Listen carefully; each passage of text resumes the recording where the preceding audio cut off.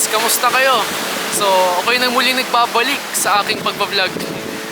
Medyo na busy kasi ako sa academic ko guys, so pasensya na kung hindi ako ganong nakapag-vlog. So ngayon guys, ililibang ko naman kayo ngayon dito sa Baler, Aurora. Ito nga pala guys, yung dagat nila dito. Mapansin nyo guys, kung malakas ang alon guys, so pwede kayong mag-enjoy dito guys. Kung gusto nyo mag-surfing guys, magandang puntang to. Sulit ang biyahe nyo dito guys, malayo man o malapit. Uupo tayo guys ha. Tingnan nyo kung gaano kalakas ang alon. Okay, sasalikuran ko guys yung alon ha.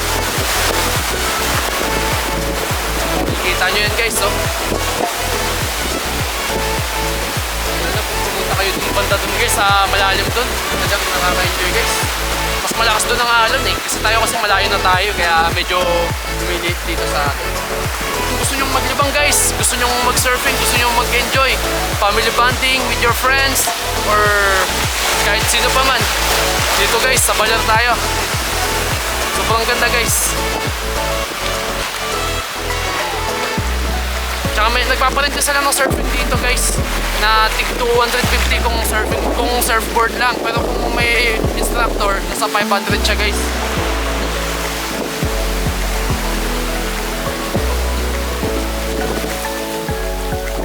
Ano guys oh, lakas ng alon oh. Nakikita nyo guys oh, sobrang lakas. Short vlog lang muna tayo guys kasi medyo umiinit guys eh. Init ng panahon, grabe. Kahit month of June na, mainit pa rin sobra.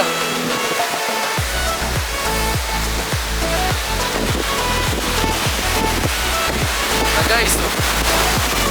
Lapit tayo guys ng konti ha. Mapaling alon guys. Para mas makita nyo, lapit na natin ng konti. Oh. Guys, oh, lakas no, kita-kita nyo ba yun? Tara na guys sa Baler. Halina't magsaya, mag-enjoy at mag-relax.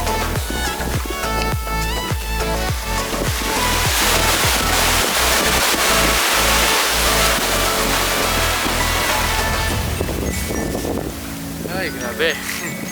Sarap talaga dito sa Baler guys. Ang linis pa ng tubig guys, so makikita nyo.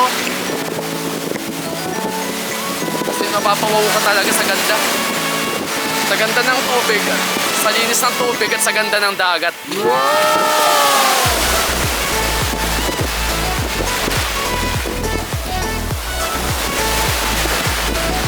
Grabe, lakas guys. Tignan nyo. Guys. Kita nyo yan oh. Sobrang lakas guys oh. Oh, kitang-kita nyo ba yan guys?